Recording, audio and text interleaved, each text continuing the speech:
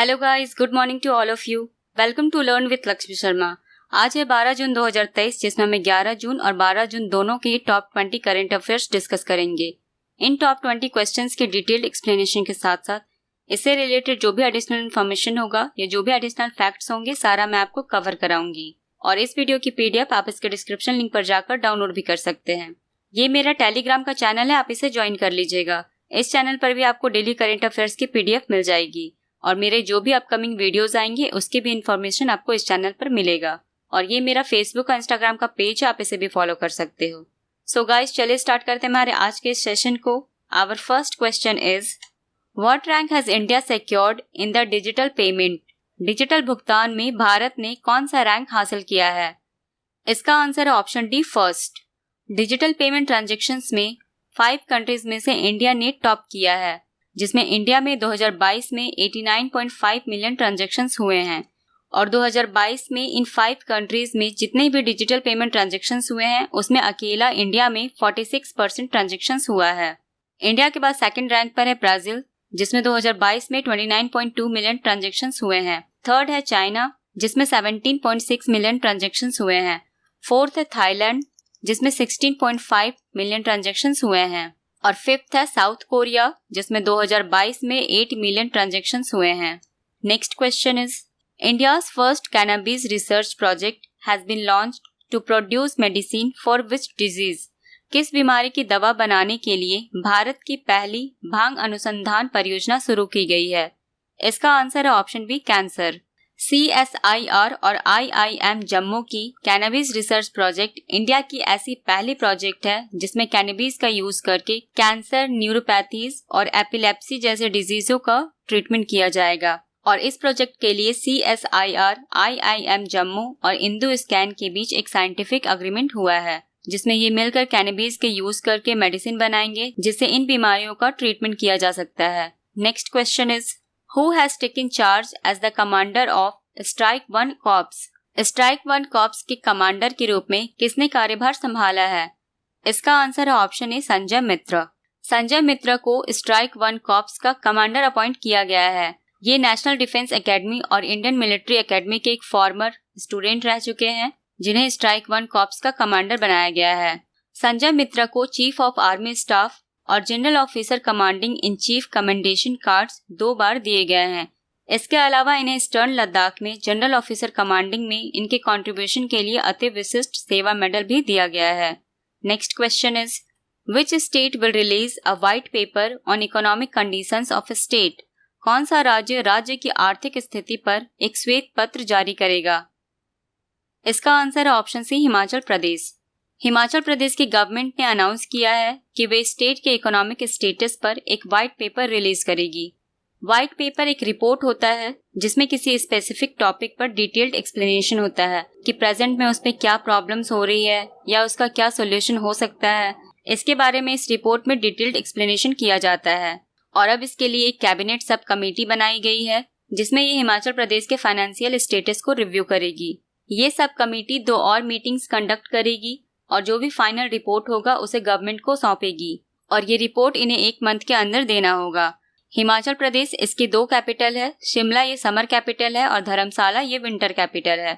इसके chief minister है सुखविंदर सिंह सुक्खू और इसके गवर्नर है Shiv Pratap Shukla. Next question is, which country will release world's first digital government bond? कौन सा देश दुनिया का पहला डिजिटल सरकारी बॉन्ड जारी करेगा? इसका आंसर है ऑप्शन ए, इजराइल। इजराइल की तेल अवीव स्टॉक एक्सचेंज और इजराइल की फाइनेंस मिनिस्ट्री ने एक पार्टनरशिप किया है जिसमें ये मिलकर एक डिजिटल इजरायली बॉन्ड जारी करेंगे। कोई गवर्नमेंट तब बॉन्ड जारी करती है जब उसे पैसे की जरूरत होती है और इस बॉन्ड को ऑक्शन के थ्रू सोल्ड किया जाता है, जिसमें इन्वेस्टर्स इस बॉन्ड में इन्वेस्ट करते हैं और गवर्नमेंट उन्हें फिक्स्ड रेट ऑफ इंटरेस्ट पर पैसे देती है। और अब इजराइल वर्ल्ड का पहला ऐसा कंट्री बना है जो वर्ल्ड का पहला डिजिटल बॉन्ड जारी करेगी। इस बॉन्ड को एक ब्लॉकचेन प्लेटफॉर्म पर ट्रेडिंग किया गया जिसमें EVM कंपैटिबल ब्लॉकचेन का यूज किया गया। इजराइल, इसकी कैपिटल है जेरूसलम, इसकी करेंसी है न्यू शेकेल, इसके प्राइम मिनिस्टर है बेंजामिन नेतन्याहू जो कि इजराइल के 9th प्राइम मिनिस्टर हैं और इसके प्रेसिडेंट है Isaac Herzog. Next question is, who has been appointed as the CMD of CONCOR? Concor के CMD के रूप में किसे नियुक्त किया गया? इसका आंसर है ऑप्शन बी संजय स्वरूप। संजय स्वरूप को कॉनकॉर यानी कंटेनर कॉरपोरेशन ऑफ इंडिया का CMD यानी chairman and managing director select किया गया है। इनकी appointment public enterprises selection board panel ने किया है। कंटेनर कॉरपोरेशन ऑफ इंडिया ये एक स्टेट ओन एंटरप्राइज है जो कंटेनर ट्रांसपोर्टेशन प्रोवाइड करती है। इसके अलावा ये कंपनी इंडिया में लॉजिस्टिक सर्विस भी प्रोवाइड करती है। Next question is who has been appointed as the new Trans Union CIBIL। नए ट्रांस यूनियन CIBIL के रूप में किसे नियुक्त किया गया है? इसका आंसर है ऑप्शन डी V अनंत रमन। V अनंत रमन को ट्रांस यूनियन CIBIL के नॉन एग्जीक्यूटिव चेयरमैन के रूप में अपॉइंट किया गया है। इन्होंने इस पोस्ट के लिए मिस्टर MV नायर को रिप्लेस किया है जो लगभग इस पोस्ट पर 11 साल के लिए थे। ट्रांस यूनियन CIBIL ये एक क्रेडिट इंफॉर्मेशन कंपनी है जो इंडिया में ऑपरेट करती है और ये ट्रांस यूनियन CIBIL एक अमेरिकन मल्टीनेशनल ग्रुप की पार्ट है। Next question is Which state startup has been chosen for the United Nations Accelerator Program? संयुक्त राष्ट्र के एक्सीलेटर प्रोग्राम के लिए किस राज्य के स्टार्टअप को सेलेक्ट किया गया है? इसका आंसर है option A Kerala. Farmers fresh zone जो कि केरला के एक स्टार्टअप है, इसे यूनाइटेड नेशन का एक्सीलेटर प्रोग्राम के लिए सेलेक्ट किया गया है। इस प्रोग्राम को यूनाइटेड नेशन की food and agriculture organization organize करेगी जिसमें world wide agri food startups का डेवलपमेंट किया जाएगा। केरला इसकी कैपिटल है थिरुवनंतपुरम, इसके चीफ मिनिस्टर है पिनरई विजयन और इसके गवर्नर है आरिफ मोहम्मद खान और यूनाइटेड नेशंस इसे 24 अक्टूबर 1945 को फाउंड किया गया था। इसका हेडक्वार्टर न्यूयॉर्क में है और इसके सेक्रेटरी जनरल है Antonio Guterres. Next question is which countries have signed the Atlantic declaration agreement. किन देशों ने अटलांटिक घोषणा समझौते पर हस्ताक्षर किए हैं? इसका आंसर है option C US and UK। United States और यूनाइटेड किंगडम ने एक अग्रीमेंट साइन किया है जिसका नाम है अटलांटिक डिक्लेरेशन। इस अग्रीमेंट के अंडर रसिया और चाइना से जो भी चैलेंजेस US और यूनाइटेड किंगडम फेस कर रहे हैं उसका डिस्कशन किया जाएगा। इसके अलावा इस अग्रीमेंट के अंडर US और UK के डिफेंस और रिन्यूएबल एनर्जी सेक्टर्स को भी बूस्ट किया जाएगा। अटलांटिक डिक्लेरेशन अग्रीमेंट में ये दोनों कंट्रीज एक सिविल न्यूक्लियर पार्टनरशिप करेंगे जिसमें रशियन फ्यूल सोर्सेज पर निर्भरता कम की जाएगी और इसके साथ ही साथ इन दोनों देशों के बीच एनर्जी कॉपरेशन को प्रमोट किया जाएगा। Next question is India and which country has signed an agreement for bilateral trade of 1 billion euros by 2030। भारत और किस देश ने 2030 तक 1 बिलियन यूरो के द्विपक्षीय व्यापार के लिए एक समझौते पर हस्ताक्षर किए हैं? इसका आंसर है ऑप्शन डी सर्बिया। इंडिया और सर्बिया ने एक बायलैटरल ट्रेड एग्रीमेंट साइन किया है जिसमें ये दोनों कंट्रीज 2030 तक अपने ट्रेड को 320 मिलियन यूरो से बढ़ाकर 1 बिलियन यूरोस करेगी। सर्बिया इसकी कैपिटल है बेलग्रेड, इसकी करेंसी है सर्बियन दिनार और इसके प्रेसिडेंट है Alexander Vucic. Next question is where has the मिंटॉक लैटिनमो फेस्टिवल बीन हेल्ड। मिंटॉक लैटिनमो महोत्सव कहाँ आयोजित किया गया?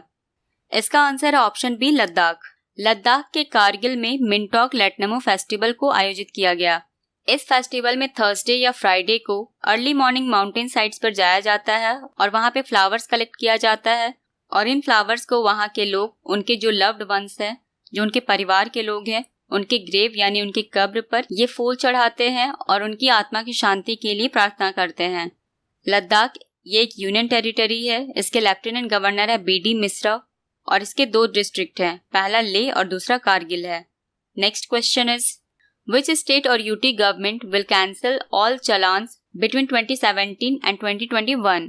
कौन सा राज्य या केंद्र शासित प्रदेश सरकार 2017 और 2021 के बीच की सभी चलान रद्द कर देगी?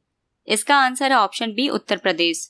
उत्तर प्रदेश की गवर्नमेंट ने अनाउंसमेंट की है कि वे 2017 से 2021 के बीच जितने भी प्राइवेट और कॉमर्शियल व्हीकल्स के ट्रैफिक चलान्स हैं उनको कैंसिल करेगी और ये कैंसिलेशन 1 जनवरी 2017 से 31 दिसंबर 2021 के बीच के चलान पर इम्प्लीमेंट होगी।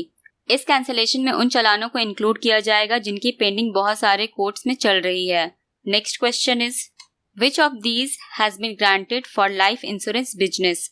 इनमें से किसे जीवन बीमा व्यवसाय के लिए ग्रांट किया गया है? इसका आंसर है ऑप्शन सी गो डिजिट।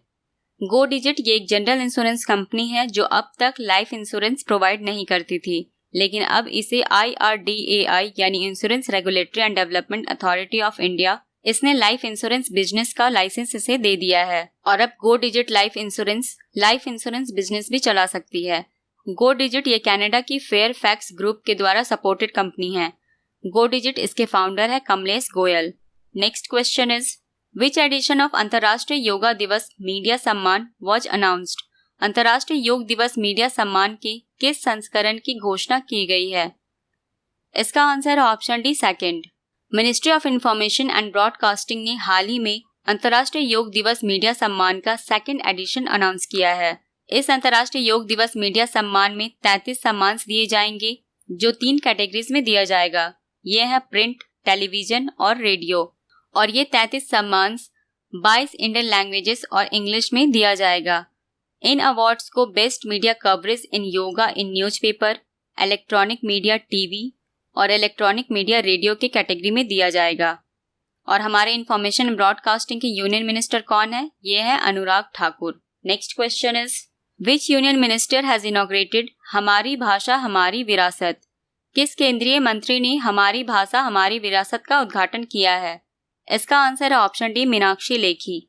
मीनाक्षी लेखी जो मिनिस्ट्री ऑफ कल्चर के स्टेट मिनिस्टर है, इन्होंने एक एग्जीबिशन को इनॉग्रेट किया है जिसका टाइटल है हमारी भाषा हमारी विरासत। इस एग्जीबिशन को नेशनल आर्चिव्स ऑफ इंडिया ने ऑर्गेनाइज किया है जिसमें ओरिजिनल मैन्युस्क्रिप्ट्स और रेयर बुक्स का डिस्प्ले किया जाएगा।